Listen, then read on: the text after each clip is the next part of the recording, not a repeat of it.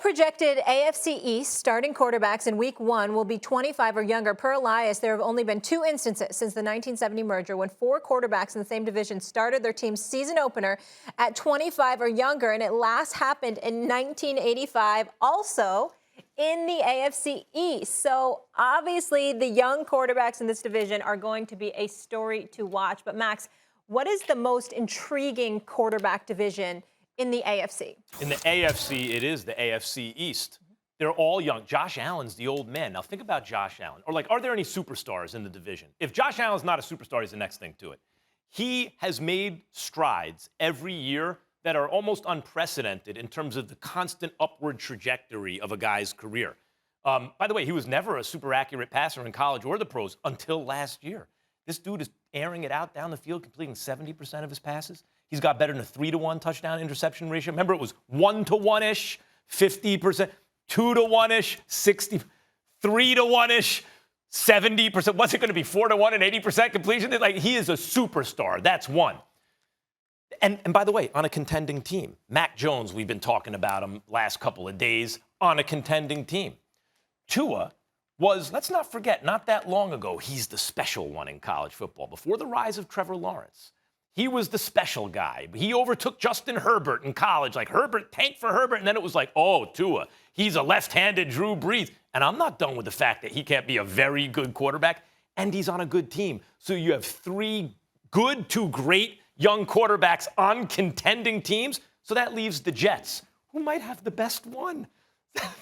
I mean, Zach is a beast. He's the one quarterback out of all the rookies that I would start. I wouldn't start anyone else for different reasons. This one team doesn't have an offensive line. This team has a good veteran. They have Super Bowl aspirations.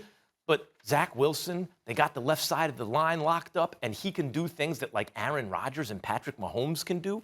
Those 4, the one team out of contention got Zach Wilson. That's the best quarterback situation in the AFC. Yeah, I would disagree with that, Max. And the reason why is because all the points that you just made could all apply, but even better for the AFC North. Think about the bottom of the AFC North. The worst team right now in the AFC North is the Cincinnati Bengals, statistically.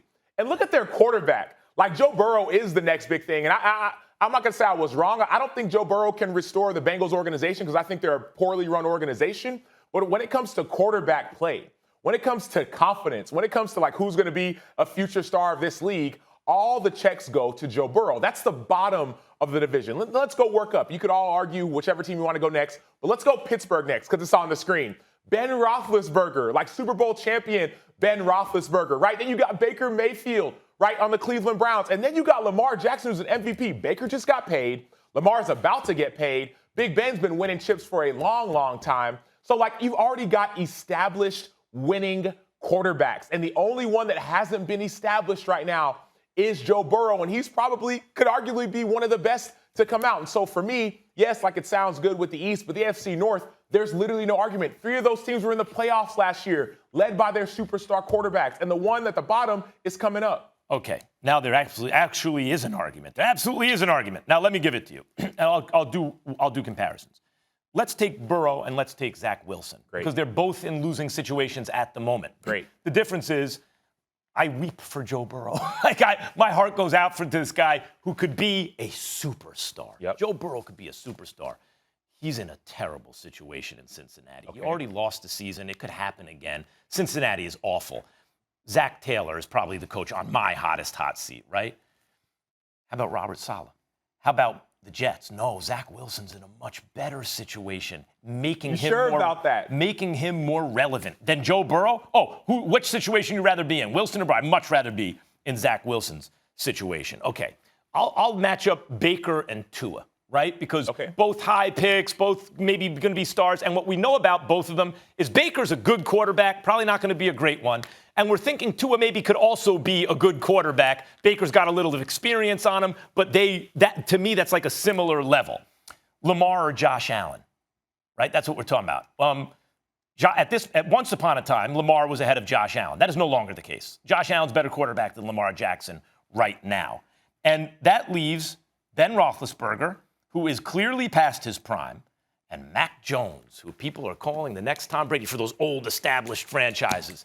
In each case, the AFC East has a more interesting quarterback situation than the North. No shot, Max. I'm going to tear down every single one of the arguments you just made, starting with the first one. Starting with we talked about Zach Wilson versus you talk about Zach Wilson and his situation in New York, right? I'm not excited to be in there. Like, it sounds good in New York. Oh, Robert Saleh and all the things he's building and all these things. That's just as bad of a situation if you want to talk about organizationally as the Cincinnati Bengals. Not anymore. You could call maybe. It's a big maybe, but the New York Jets fan been talking about not anymore for a lot of years, about 2 decades. So you could call that a wash if you'd like. I'll give you that one, a wash. Much rather be Zach Wilson. Then you go Baker and Tua. Mm-hmm.